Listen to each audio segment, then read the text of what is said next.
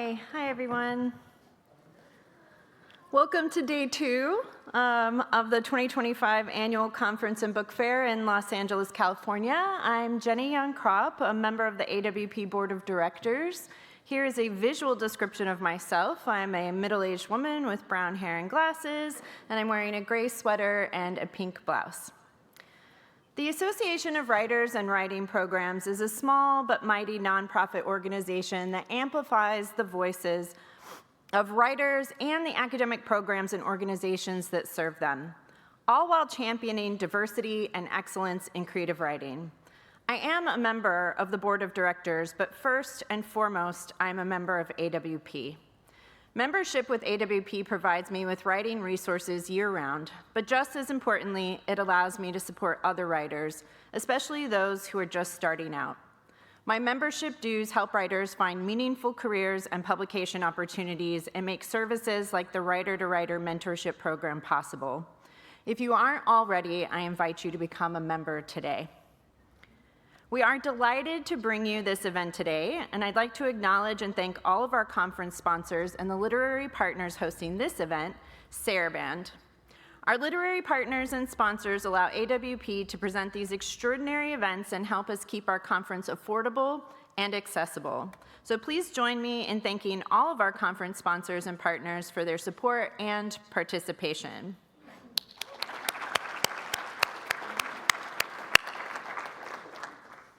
Before we start, I do need to do some brief housekeeping. Please silence your cell phones, and remember that there's no flash photography allowed during the presentation. Please respect the seats that are marked as reserved for attendees with accessibility needs. And then after the event, if you'll give the authors about 10 minutes to get to their book signing table before you approach them to have your book signed, that would really help. Out here in the West Lobby, you'll see the books for sale, and then the book signing table is just a little bit further down the hall. Thank you. That's all the housekeeping, and now it is my great pleasure and honor to welcome Kristen Renee Miller, who will introduce this fantastic event. Thank you, Jenny. Thank you, AWP, Colleen. Thanks to everyone who made it possible to bring these authors up here. Good morning. Thank you to all of you for being here. Welcome to Big Ideas Short Forms, Sarabande Writers on the Art and Craft of the Short Form. My name is Kristen Renee Miller.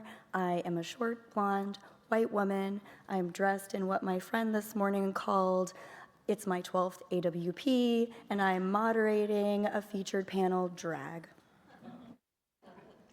I'm the director and editor-in-chief at Sarabande Books, and I had so much fun speaking to all of you yesterday that I lost my voice. Consequently, I will try to keep my remarks as brief as possible and save my voice for our discussion following the wonderful readings by these wonderful authors. Sarabande editors have long been obsessed with the highly distilled, short-form writing and projects. Our celebrated Quarter Note chapbook series has, for more than 3 decades, invited distinguished authors like Louise Glück, Frank Bedart, Yusuf Komunyakaa, Sandra Cisneros, Kimiko Han, Khaled Mattawa, who joins us today, and many others, to send us their most uncategorizable, unplaceable, off-brand passion projects, works that would be unpublishable in any other form than the highly distilled chapbook.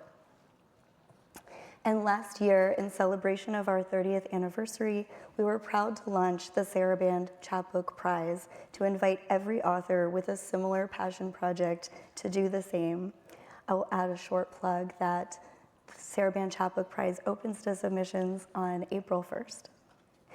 But our love of the short form isn't contained to the chapbook series. As Kirkus loves to remind everyone, at Sarabande, we're fond of a slim volume. I'm sure please see us at AWP Baltimore next year, where we will be hawking stickers that say Sarabande, Kirkus says we're 3 slim volumes in a trench coat. We're also fond of flash fiction, the prose poem, the novella, the micro essay, and whatever vessel you want to invent next to hold writing that one reader once termed a perfect slice of cake. The writers on this stage have served us perfect slices of cake many times over the years, and they're here today to read some of these pieces and talk about what makes them so good. It's my privilege to be their editor, but I'm a super fan first and foremost, and I'm so excited to introduce you to them now. I'm going to introduce all three at once so that I can try to recover between. Reading first is Whitney Collins, the author of Ricky and Other Love Stories and Big Bad, both from Sarabande. Big Bad won the Mary McCarthy Prize, a bronze medal Indies, a gold medal IPPY. Her short stories have won a Distinguished Story from Best American Short Stories, a Pushcart Prize, a Pushcart Special Mention, the American Shorter Fiction Prize, and the Pro Forma Contest. Collins' fiction has appeared in Agni, Gulf Coast, the Idaho Review, American Short Fiction, the Best Small Fictions, and the Book of the Month Club's Literary Magazine, Volume 0, among, as you might imagine, many others. Khaled Mattawa is the author of Mare Nostrum, published by the Sarabande Quarter Note series. He teaches in the Graduate Creative Writing Program at the University of Michigan. He is the author of 5 books of poetry and a critical study of the Palestinian poet Mahmoud Darwish. Mattawa has co-edited 2 anthologies of Arab American literature and translated several volumes of contemporary Arabic poetry. His awards include the Academy of American Poets Fellowship Prize, the PEN Award for Poetry and Translation, and a MacArthur Fellowship. And closing our reading for today is Kiki Petrosino, who is the author of 4 collections of poetry and most recently a memoir, Bright, all from Sarabande. She holds graduate degrees from the University of Chicago and the University of Iowa Writers Workshop. She's a professor of poetry at UVA, where she teaches in the MFA and undergraduate creative writing programs. Petrosino is the recipient of a DeWitt Wallace Reader's Digest Fellowship from McDowell, a Pushcart Prize, an NEA Fellowship in Creative Writing, the UNT Rilke Prize, and the Spalding Prize, among many other honors. Please help me welcome Whitney to the stage.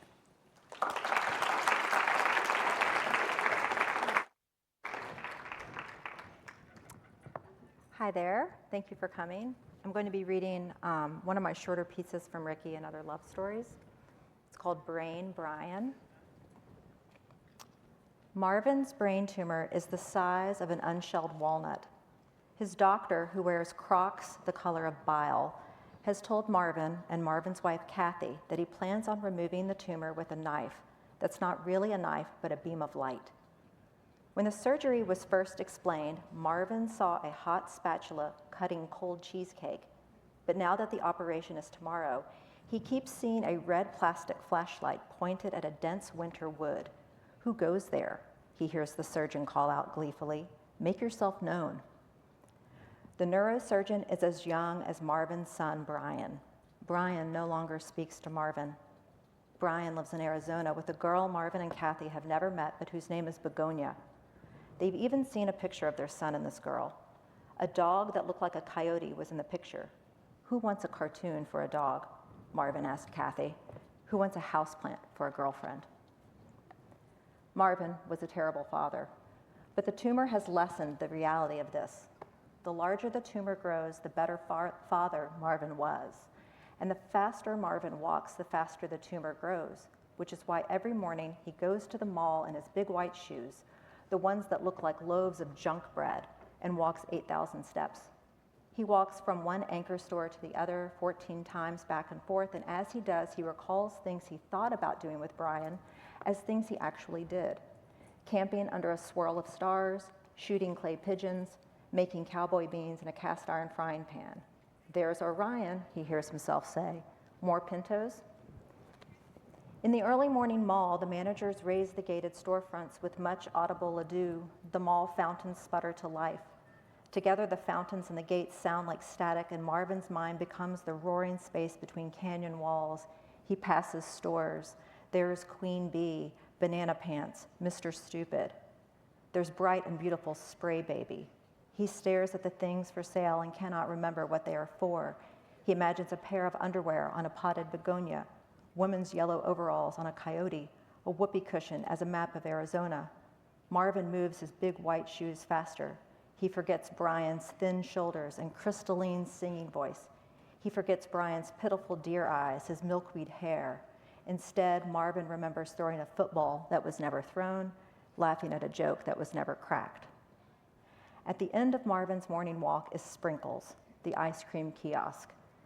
If Marvin times it right, he can take his last step when Dashiell, the ice cream boy, flips over the open sign. "Good morning, Marvin," Dashiell says, the usual. Marvin's excitement is such that he can only nod. His head nods and the tumor nods, and the fireworks go off in Marvin's mind, red and green and violet. Dashiell scoops the vanilla while Marvin watches. It's a sphere of snow rolled through a pristine field, the belly of a snowman that Marvin and Brian did and didn't build. Dashiell rolls the vanilla through rainbow sprinkles, a brain dragged through artificial memories. I helped Brian make a papier-mâché sarcophagus for ancient history class. I built Brian a treehouse with a trapdoor and pulley system. I told Brian I loved him. I told Brian I was proud of him. Dashiell puts the ice cream into a paper bowl and places a shelled walnut on top. He hands the ice cream to Marvin, and Marvin goes and sits on the bench by the fountains. Every morning, he sits there until the ice cream has melted and the sprinkles have bled, and all that remains is the walnut floating in gray matter, and Marvin quite pleased with himself. Tomorrow is another story. Tomorrow, the doctor will remove the walnut with a knife made of light. Tomorrow, he will have his brain back, but today, he has Brian.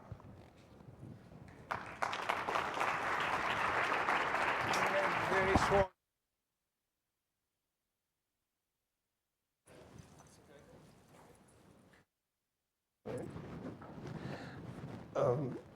Good morning, everyone. Thank you for coming. It's a joy to see you all here, and a joy to be invited by Sarabande Books, and an even greater joy to have been invited into the Quarter Note series. I was stuck in a book of poems.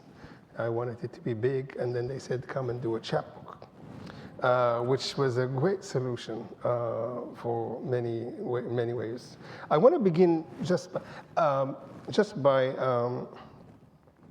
putting some things in context, just to talk about big ideas. I know we're just supposed to read, but a few years ago I was invited to a European Union event, and a Liberian gentleman and I were trying to convince the Europeans that they shouldn't throw people into the water or shouldn't send them back to North Africa as they try to cross to Europe. And one of the things that I said excitedly, because it was 2018 during the first Trump years, said, you are the only unit now that's going to care about human rights. So America is gone in terms of that. So you're the only ones, and they loved it, of course.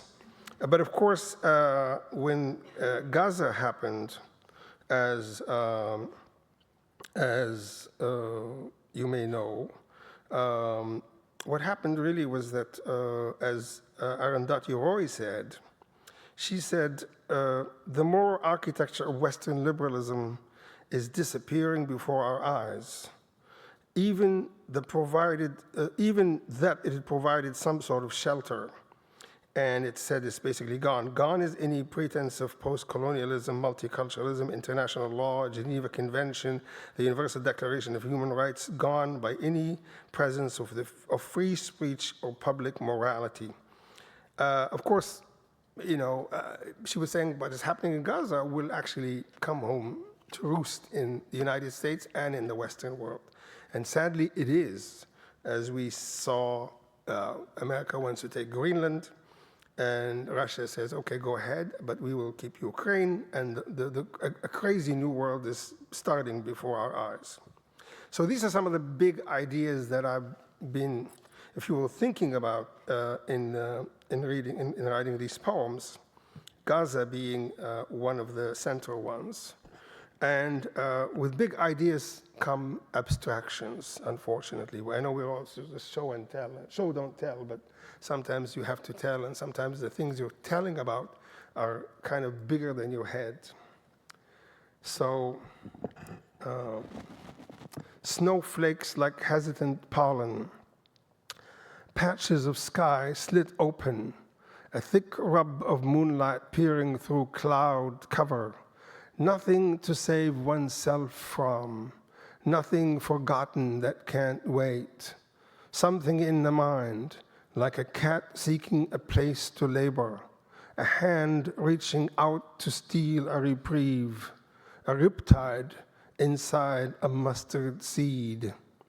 And the nightmare says, watch me, do not interrupt. Words that have their weight in time, words that speak you, that never pass through your lips.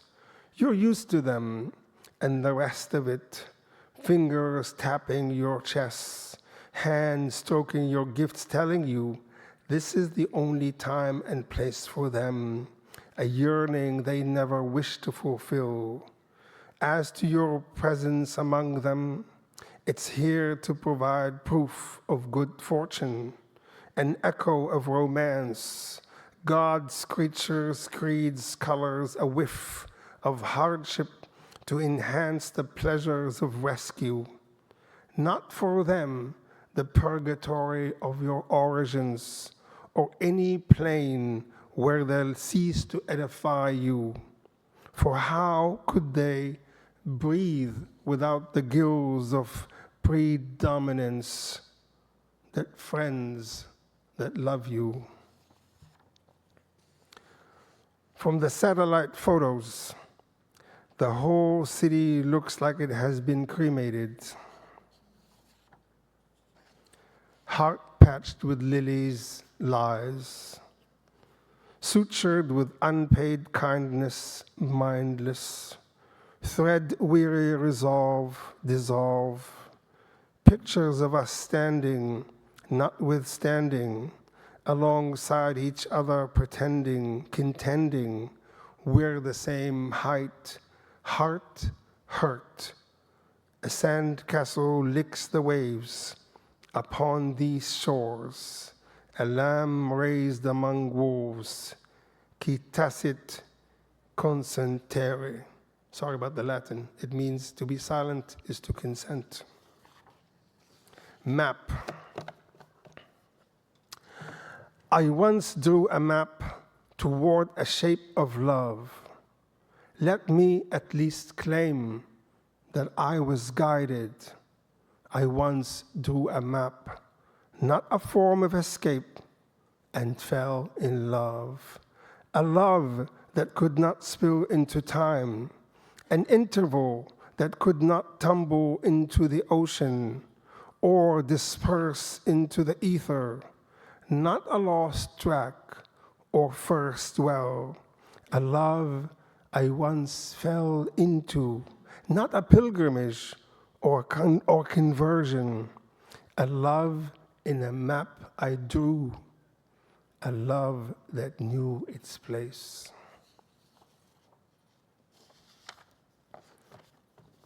A theory of preemption. I'm sorry about the fancy title. A theory of preemption. The pottery in the kiln, burning as planned, the grackles in the trees building nests out of pine needles, feathers, plastic strips.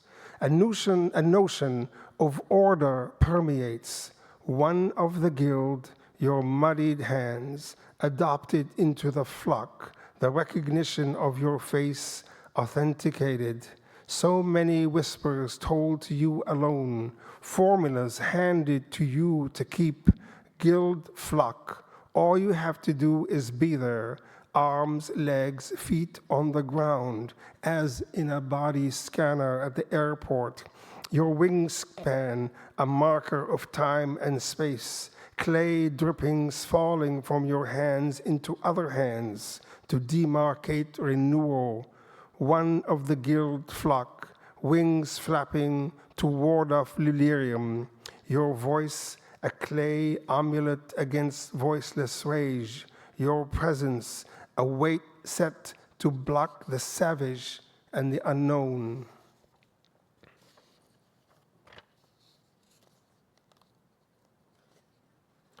Smoke rising from pulverized apartment blocks, as if from the cremation pyres of Varanasi. There are so many ways to become dust, so many ways to join with others, a crowded cell, a mass grave. Will I know the kinship of oblivion, the heart clean, lighter than a feather, clear as window glass, a purplish gray film between the sullen pines and the responsible sky. Gaze at me among earth tones and drenched leaves, through the unblemished waist-high grass, the eternal distance between us to cross. I'm skipping poems to make it faster. So, footage, and this is a little less abstract. Footage from Gaza. I can't tell how long the man lying face down in the dirt has been there, or when the soldiers of the IDF shot him. Their camera is about 30 meters away, their voices in the background. Two brown dogs, mutts you see all over the Middle East, stand beside the body. They look at the camera, toward the soldiers, as if asking permission. One of them sniffs at the dead man's exposed flesh, just between his shirt and trousers. When it takes a bite, one of the soldiers softly exclaimed, "Yo." And when the same dog takes another bite and tugs aggressively at the man's flesh, several soldiers shout out, "Yo." I can hear the soldiers banter, but the video does not provide translation. Still, I detect what sounds like sharmuta, Arabic for whore, also used in Hebrew, perhaps directed at the dog feeding on the dead man. But the dog doesn't look up. The other dog stands guard. A black dog at the edge of the shot watches, awaiting its turn. Jaundice.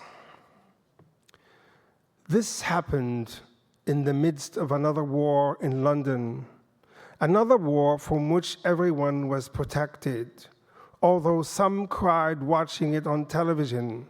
But even they had to break through the abstractions, the video game ghostliness of jet bomber footage, infrared, an artist working in charcoal, towers collapsing into their concrete roots and basement hollows, all in silence, although the sound must have been deafening, happening day after day, as if a test carried out on millions of people, how to make them witness death and not twitch, or to see if it's possible to make them marvel at it, like a painting, a depiction of horror so impeccably imagined that it becomes a source of elation.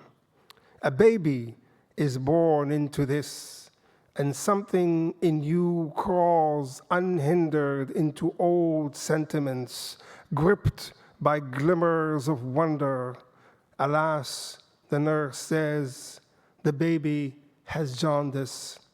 All it would take is a few hours of sunshine from her homeland, and she'll glow with newness again, whimper and coo in crystalline technicolor, or a few hours under a lamp that glows with a ghostly light like that of the jet bomber footage, and her brush with danger will be swept off by technology and science, and she'll become the one rescue that absorbs all the killing that has transpired, a bright yellow bloom that compensates for all the burning pyres. And finally, to you ever in purity, in night stillness one last time, a wish before passing, a wish that can't wait, a wish that would not be found under all that has passed, a wish without lungs or gills, roots or wings, somewhere between modesty and a bird's cut throat, a breath through the needle's eye. Come close, look, listen. Thank you so much.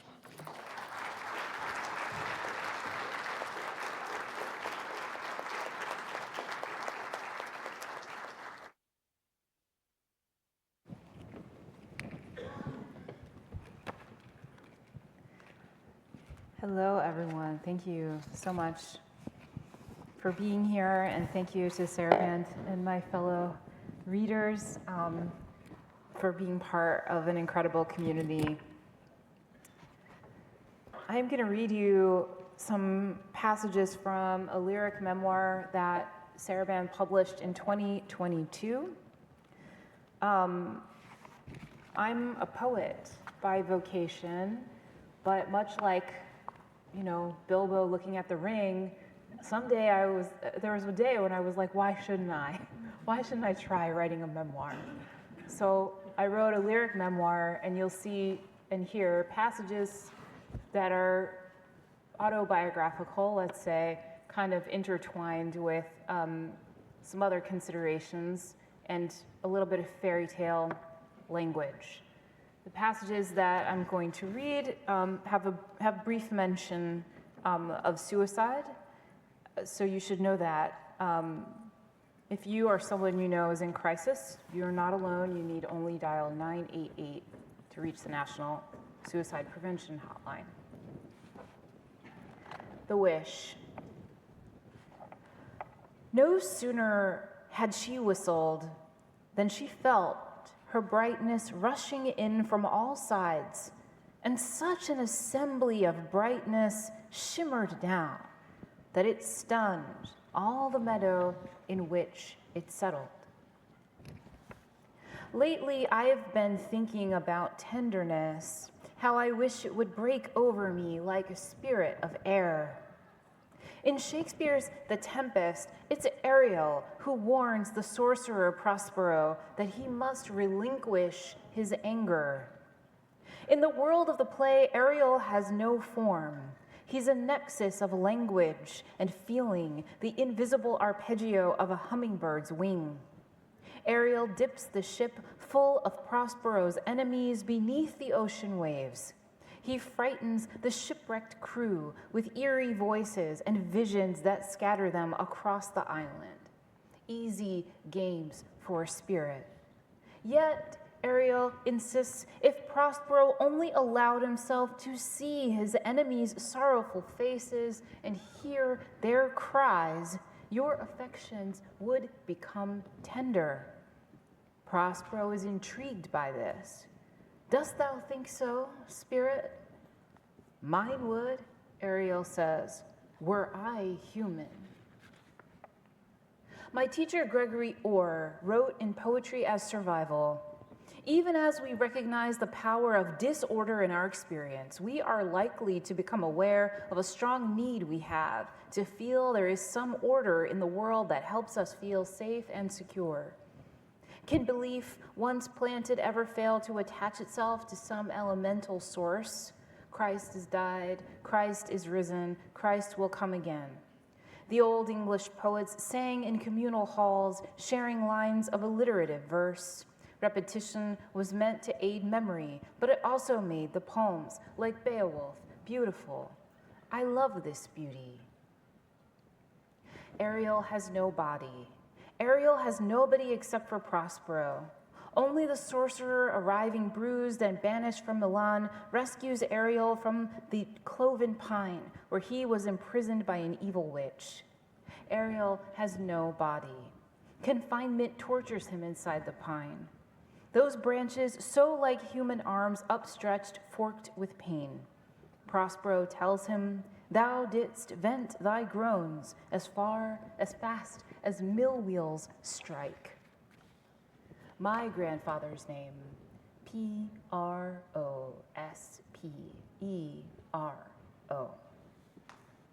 He was magical, just like the Duke of Milan, though born much farther south in a stony village at the ankle of the Italian boot.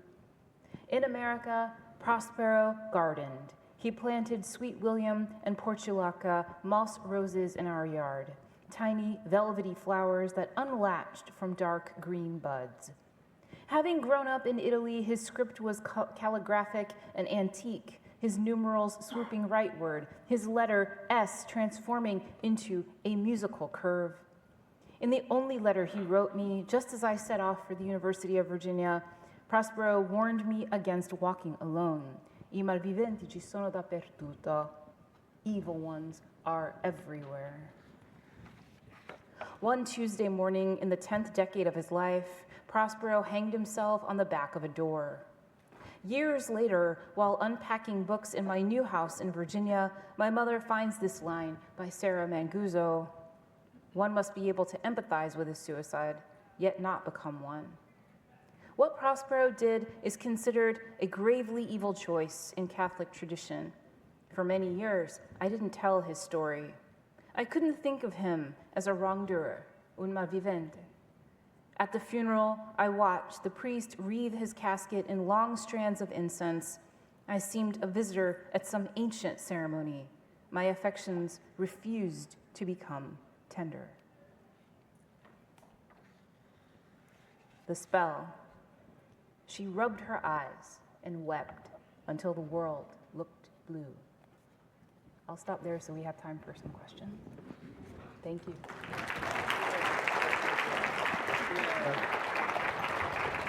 You read too short. You should have read more. Thank you so much to each of you for those readings. Can we get a round of applause for all of our readers?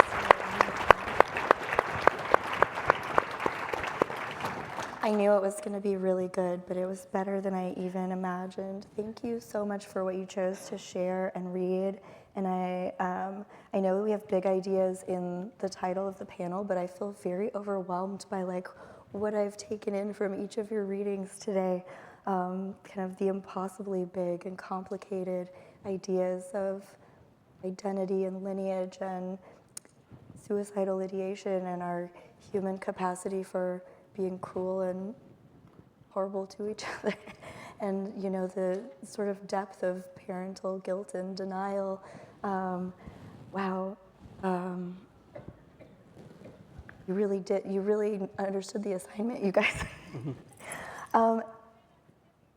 Khaled, I heard you say, we're always told to show and not tell, but sometimes you have to tell. Mm-hmm. And it occurs to me that the short form may be the perfect place to do that, to tell instead of showing. You can do something more directly, more immediately. And I have a question for all of you, which is, when you were creating these works or similar works, working on a short, like a piece or a project, does the work eventually tell you what shape it wants to take, that short form? Or do you choose a short form based on what you hope to do, or a secret third thing? Mm. Yeah, why didn't you write those memoirs into poems? Yeah. So,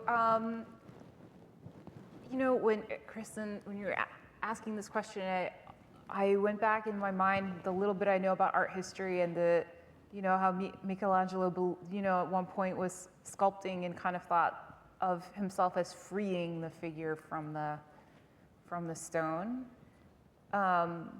And this memoir, I think, felt a little bit like that. And so I think my answer to your question is yes, I think that the work over time, as you get into it, does begin to communicate with you about the form and shape that it already has, that your writing and your compositional posture and your work is actually helping to uncover or helping to bring to light. This memoir is really different. I feel, from the way that I would have approached a poetry project, and it became what it needed to become over time. Good. So for me, with short fiction, I feel like there's typically two routes I take.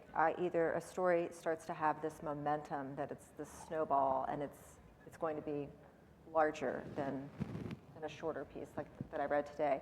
So I tend to write either kind of the more traditional short story length, which would fall between 10 to 15 pages, or sometimes it's just, like with Brain Brian, I'm not sure what the word count is on that, but it's a shorter piece, maybe 3 pages.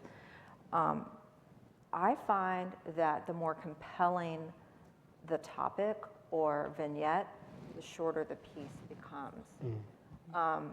And I can feel it when I start writing something. I'm like, oh, this is going to be short and powerful. Not that a 10 to 15 page story can't also be powerful. A novel can be powerful, but sometimes it's a moment in time, or an idea, or a realization that actually the character in Brain Brian is not having these realizations about himself because of his condition, but it's kind of an aha moment for the reader.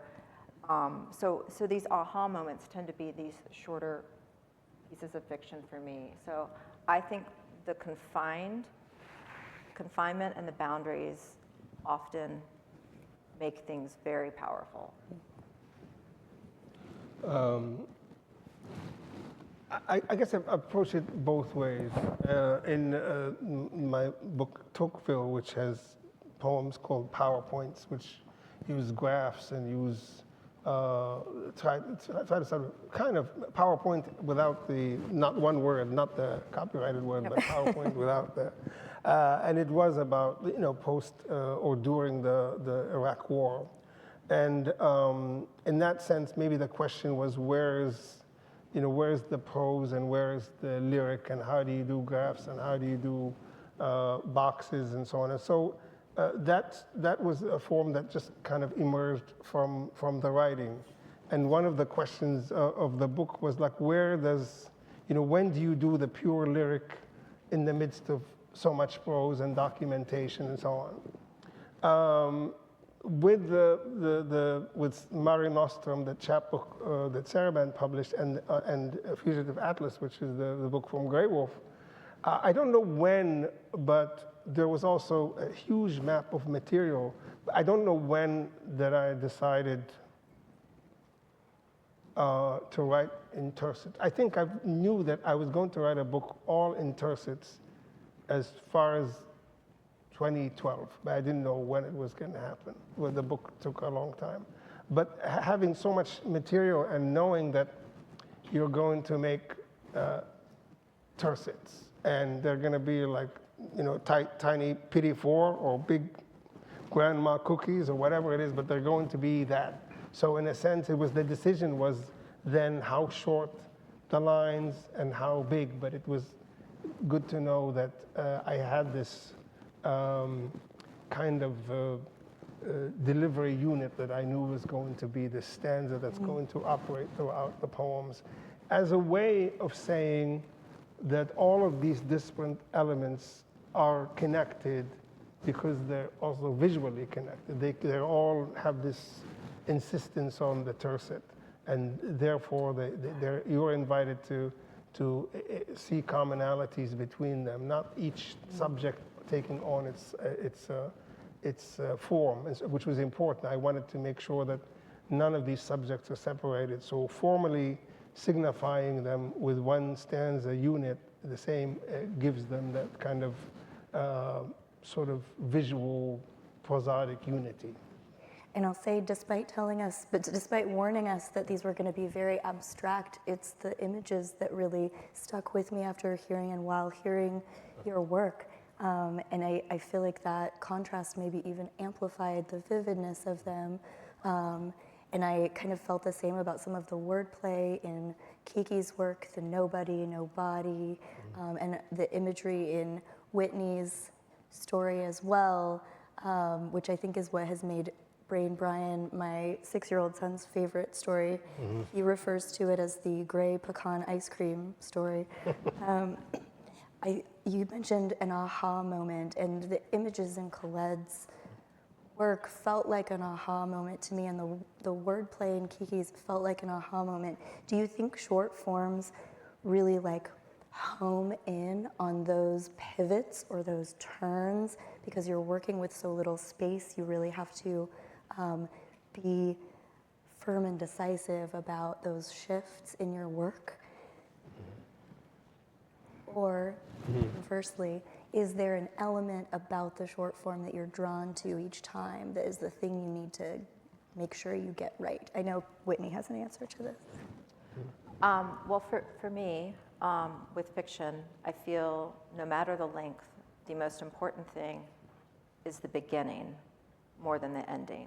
I mean, endings are important, but when you have a short form, the attention that you want to grab that from your reader is imperative to do up front, because there's a time constraint. These are resourceful forms of writing, and you must choose your words carefully. I feel like that's kind of a delightful way to write, because so often we get overwhelmed as writers with length and word count and big ideas and these points we want to make.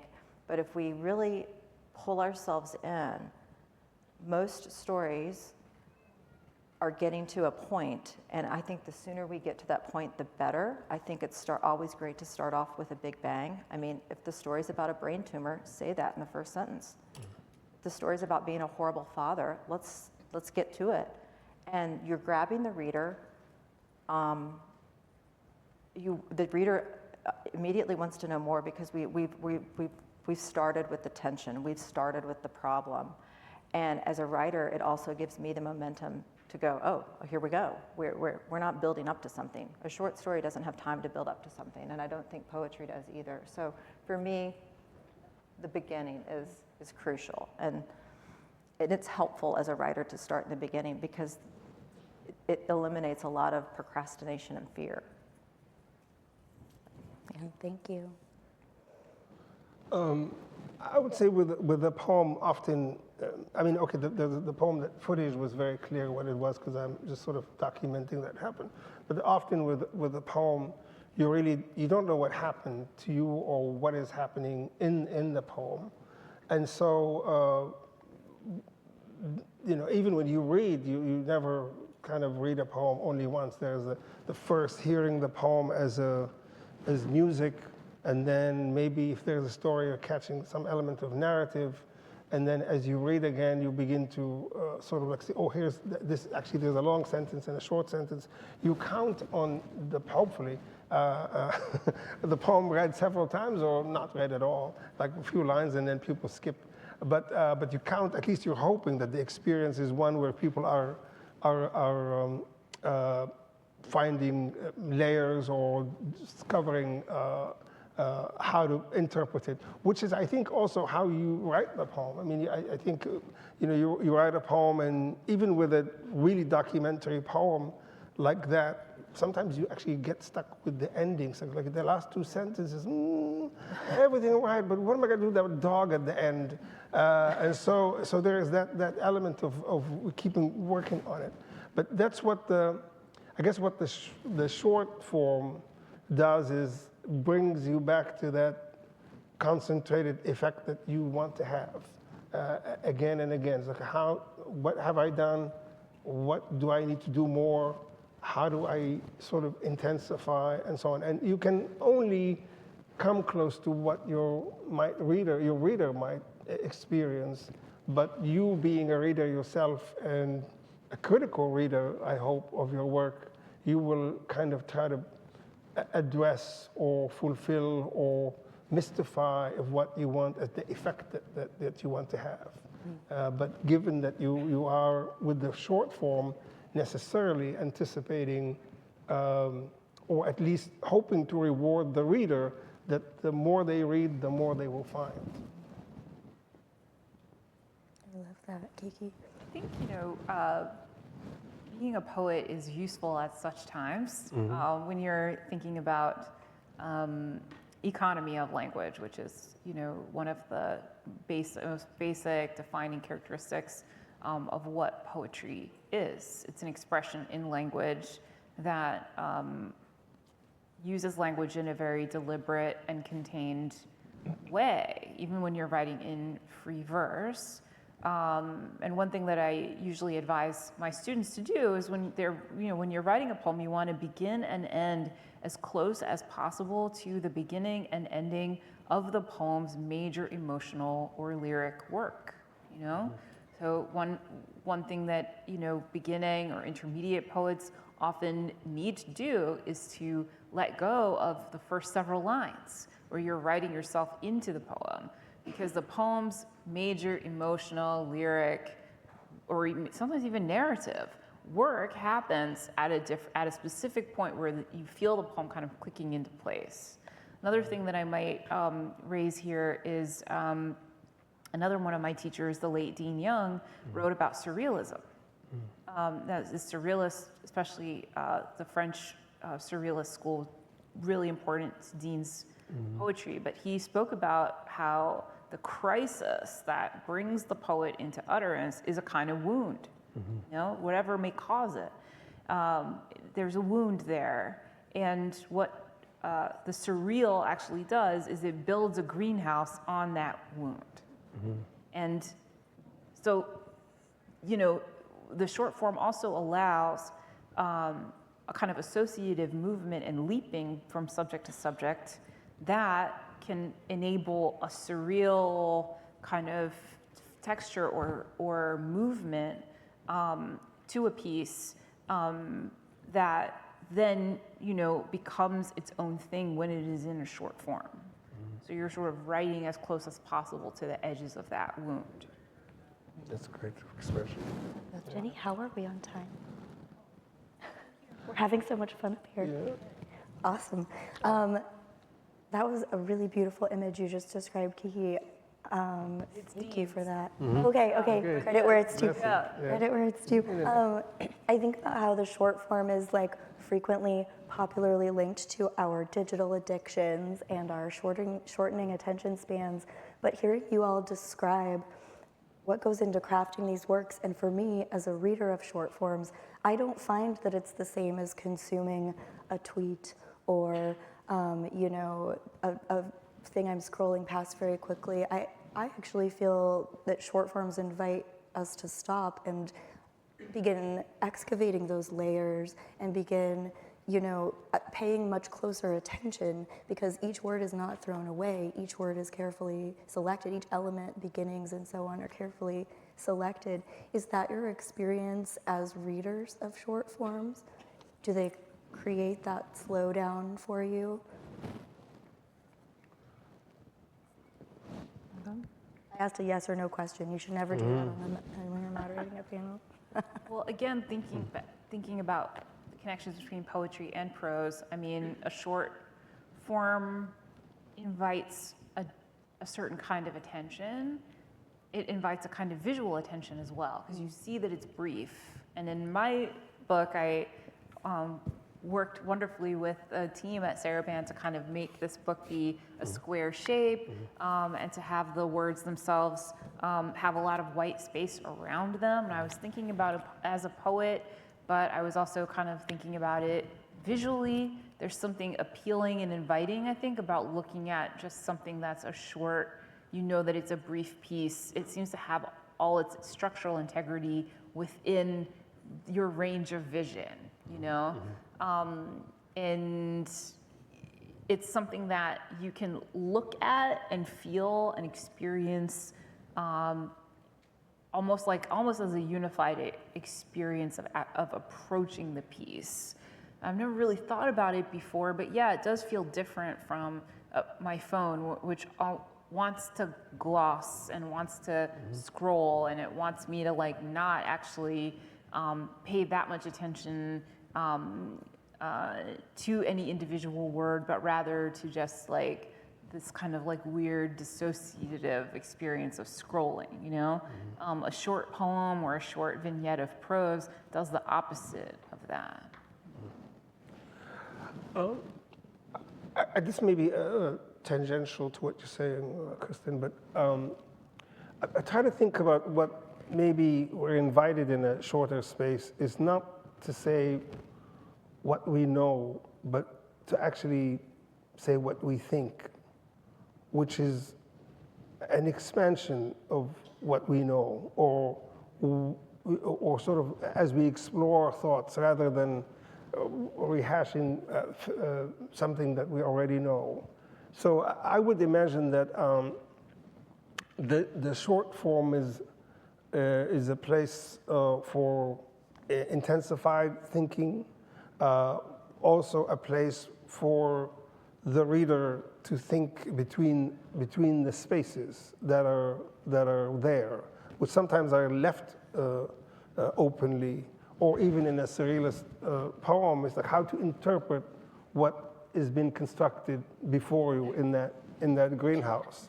So it is a place of engagement, but thinking about the form, the purity of the language.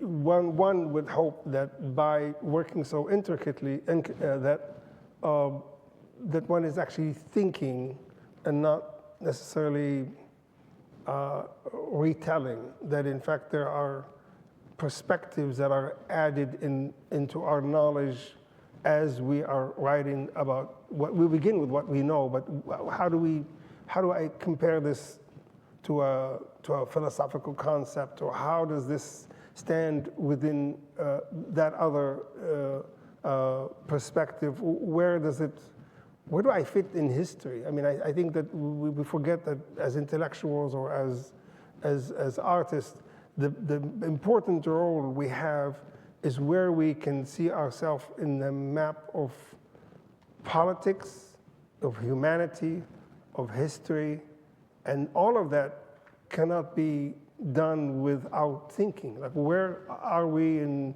terms of environment, of ecology, in terms of politics, in terms of oppression? What role are we playing? And even as intellectuals, you know, where am I in my teaching when it comes to all of these issues?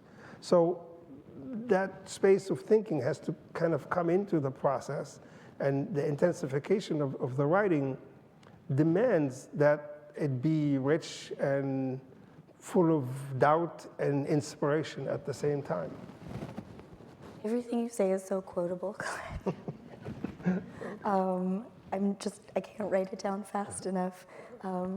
Whitney, would you like to follow Khaled? Well, so two interesting things came up when I was listening to both of your brilliance. So this idea of scrolling, the idea of a short form, and is because it's something that's short, just easier to digest. And I actually think it's not. I think that shorter forms are like to be savored.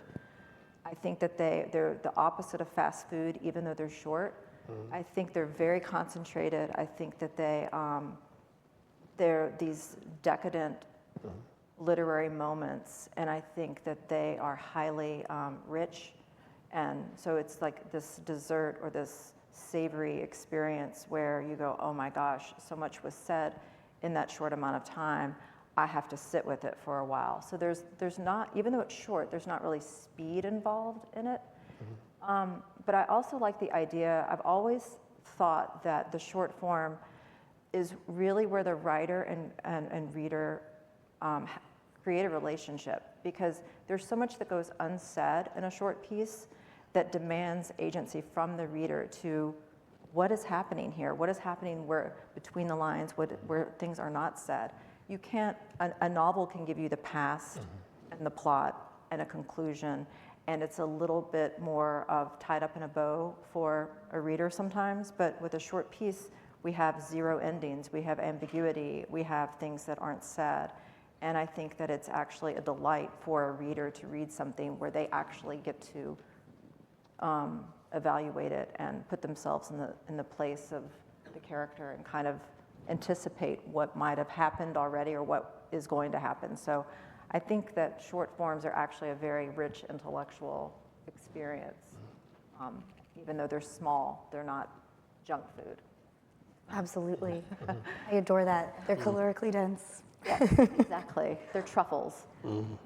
I love how you say it demands agency from the reader, and it feels tied to what Khaled you said about how they're not a space to know, they're a space to think. And it strikes me that that's true for the author as you're writing these forms, but it's also true for the reader. It demands that engagement, that thinking. Absolutely. All of you have been teachers at one point or are teachers now. Do you teach the short form? And if so, this is a shallow way of saying it. Do you have any tips, tricks, or hacks that you're speaking to a room of writers, tips, tricks, or hacks for writing short forms or for getting into a short form if you're interested in approaching it?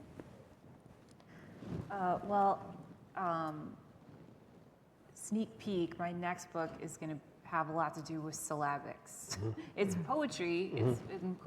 I'm going back to my roots of poetry for this next book, and I am writing poems that use different patterns at the level of the syllable in order to make meaning. So I think that potentially I could see myself designing a class for students in which I would invite students to experiment with various short forms.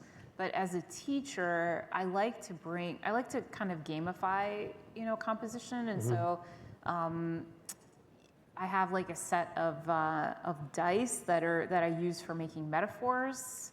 I think they're just called metaphor dice. You can look them up online. Oh yeah, they're on sale. They're kind of wonderful. And then magnetic poetry is something that actually Gregory Orr asked us to do in intermediate poetry many years ago. I still have magnets on a cookie sheet that I move around periodically. There are all these different tactile experiences that you can have yourself, but you could also invite students to try to, kind of assemble, by your composition is not necessarily always that you're going to the blank page and being waiting for the angel of inspiration to descend on you, but your compositional strengths can be activated through arranging words, and thinking about syllabic patterns or thinking about rhyming, and just making it feel like a kind of serious play. Speaking of syllabics, I would say just because of the nature of the English language, you want to try to get the students to not use too many multisyllabic words, even though I have several here.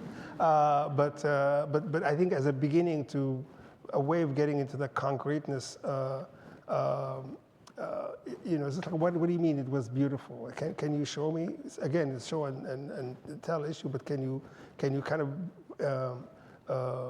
if we go into the monosyllabic words, we really are at the crunchy kind of side of English, the Gerard Melly, Hopkins sound territory, and we would get, with those, you would get syncopation as well as usually more concrete words. I would also, for my teacher Yusuf Kominyaka, sometimes in Magic City, I would sometimes reteach that book and say, tell me how many adjectives are in this poem. And sometimes there are only two adjectives. And I think there are no adverbs at all. And so I prohibit adverbs as much as I can, because adverbs are killers. They kill verbs. They kill the better verb. When you add an adverb to a weak verb, you kill the potential for a good verb. So I guess it is attention to the building blocks of language, and that they have a rich range of words in English to choose from, and that they need to develop a different relationship with language from what they've been thinking about or writing in for their essays. And the way to do that is to think more concretely, and the way to get there is to still keep it between nouns and verbs and things that can be somehow sensorially felt. Certainly. Adverbs kill verbs. Get it on a T-shirt at Sarabande Books, AWP Baltimore. I do a thing in a workshop that people have really enjoyed, and it's pretty much based on Mad Libs, where the Mad Libs where you would go through and you'd pick a noun, you'd pick a whatever verb, you'd pick this. So I have the participants in the workshop. I say, okay, we're going to write an amazing opening sentence because I'm a big believer in the beginning, and I say I want you to just right now write down 5 things. I want you to write down a type of person or a character. I mean, it could be as simple as my grandmother. A time frame, a day, like Thanksgiving, a crisis, an appendicitis, a car crash, the drywall falls in the kitchen, and then, not 5 things, 4 things. And then something really unexpected, like a raccoon, just a really unexpected object or animal or something.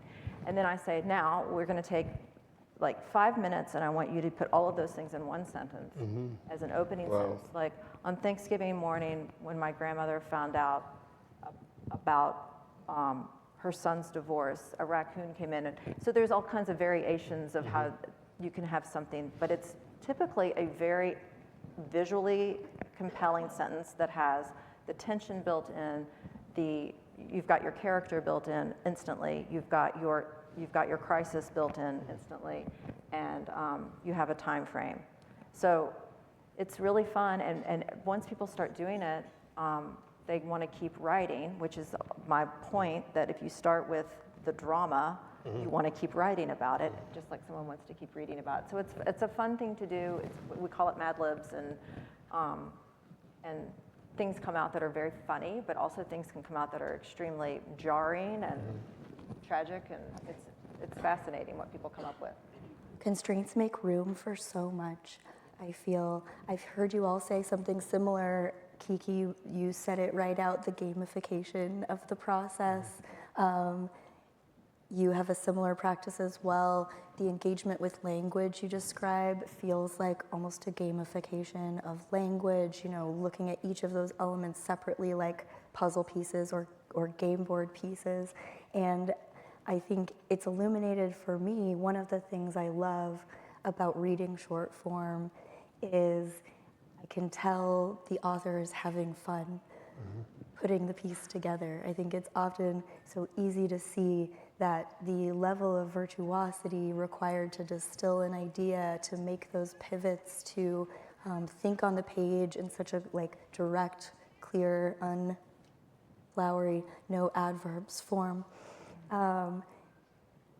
You can tell the process was fun at some point. At some point it was probably horrible, probably the second or third edit or the copy edit, when you never want to see it again.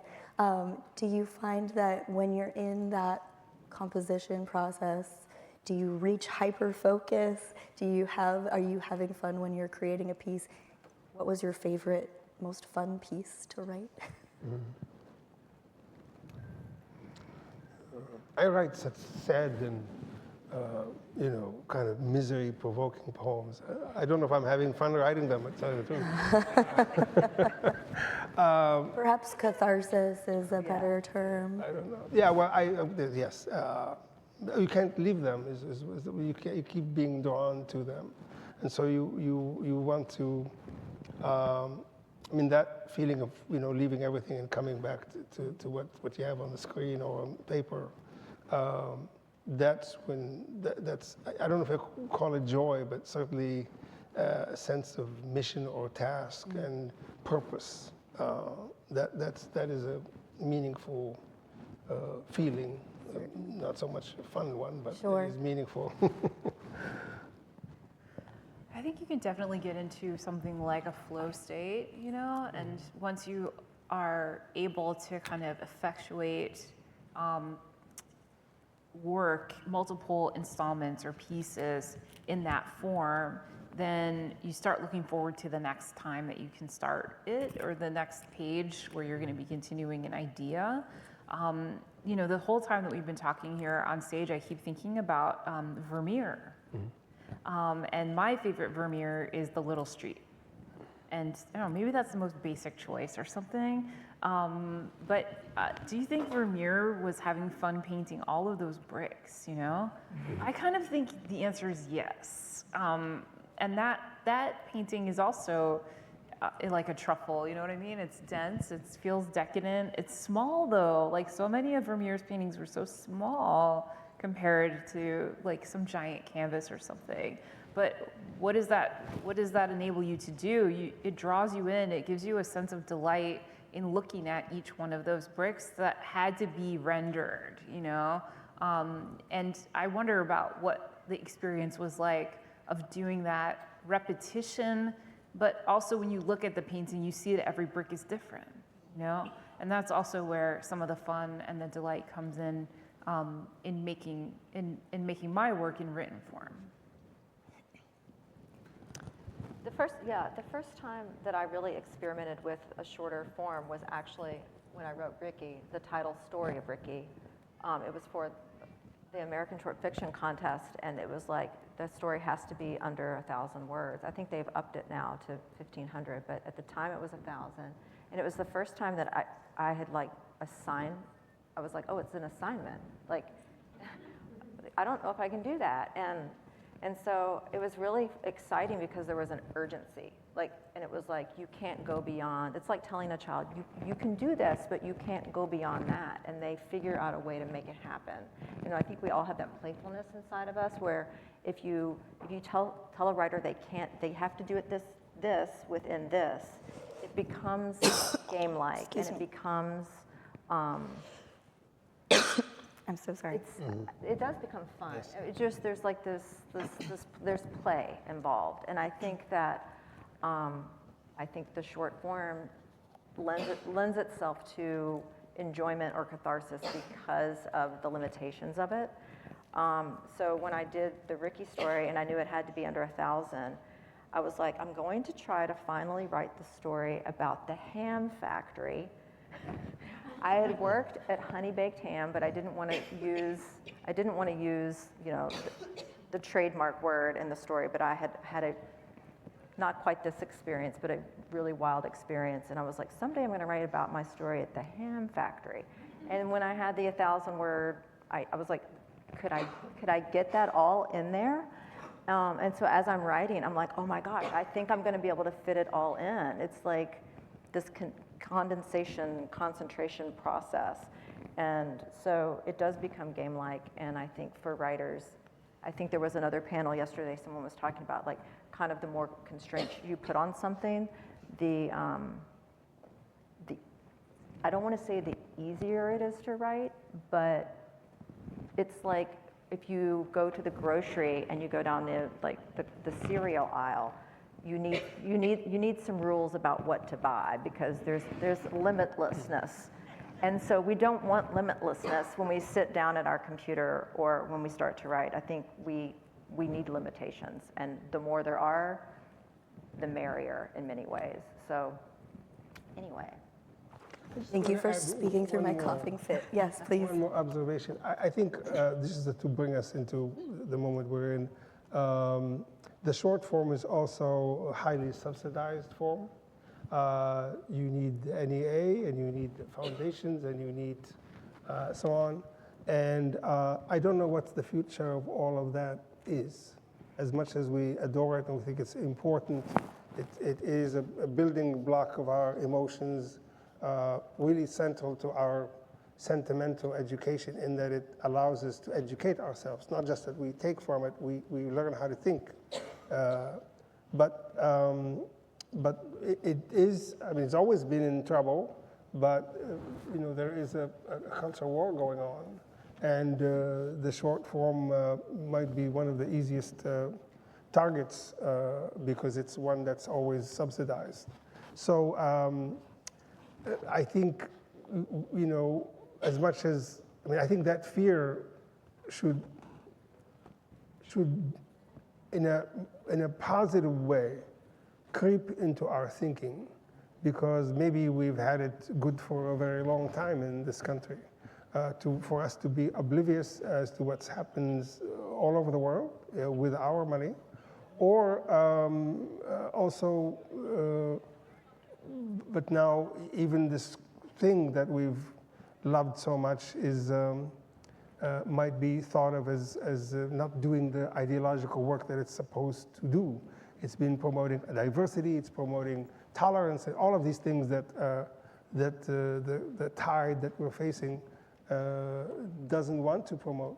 So I think we're now maybe coming towards a political moment that we've avoided for so long, which is that we are promoting humanism, equality, consciousness of the other, consciousness of those who ought to be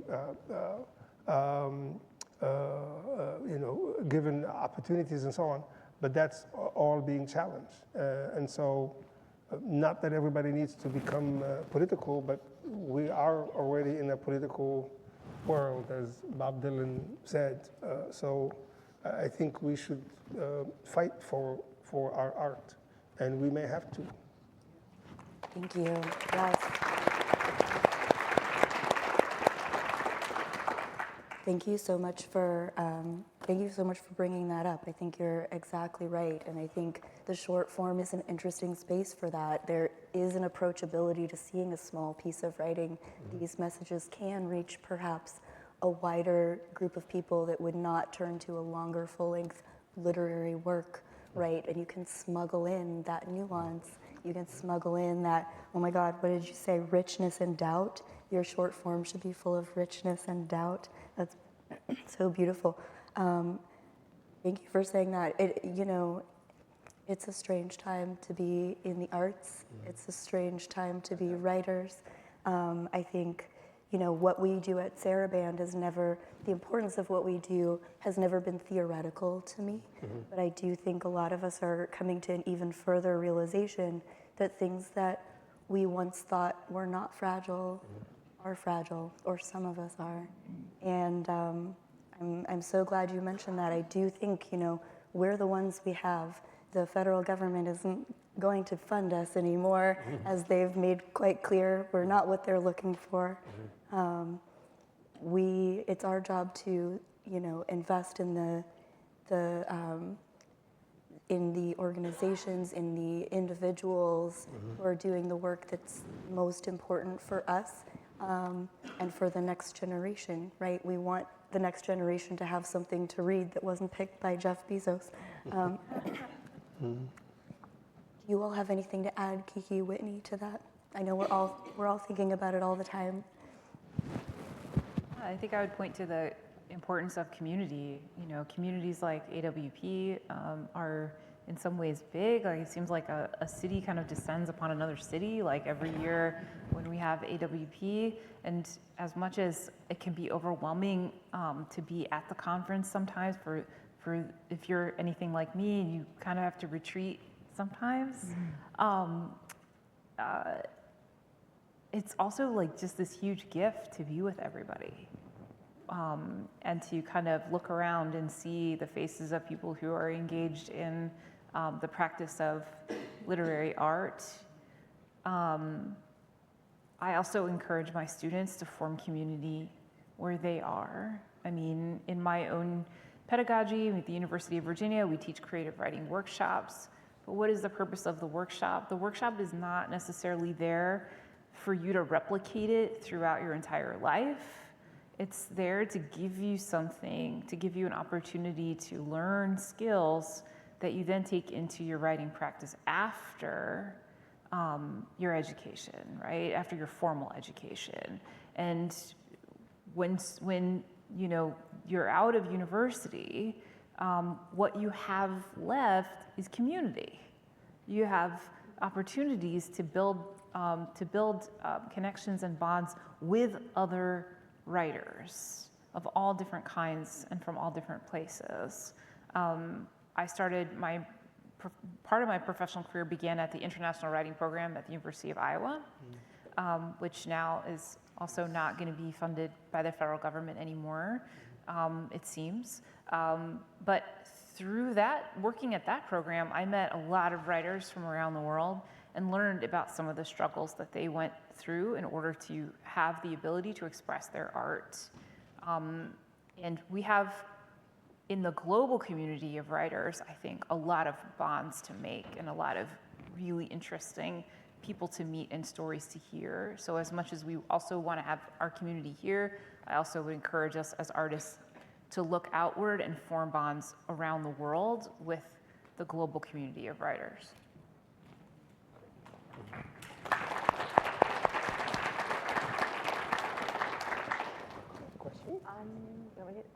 Are we really close? Well, thank you so much. Thank you to the sound booth guys who are doing the Lord's work with my coughing fit. Thank you so much for being here and listening to these guys and caring about the short form and caring about writers. Something I say to every group of writers who are gathered together is found something, start a magazine, start a book club, start a publishing house. Art needs proliferation more than anything right now. Capitalism pushes us towards consolidation, and that's bad for art. So found something, gather your friends together and create something for each other. We need more of you. Please do that. Come see us at the signing. Come see us at the Sarabande booth. I love you guys. See you around. I won't have any voice left. Thank you.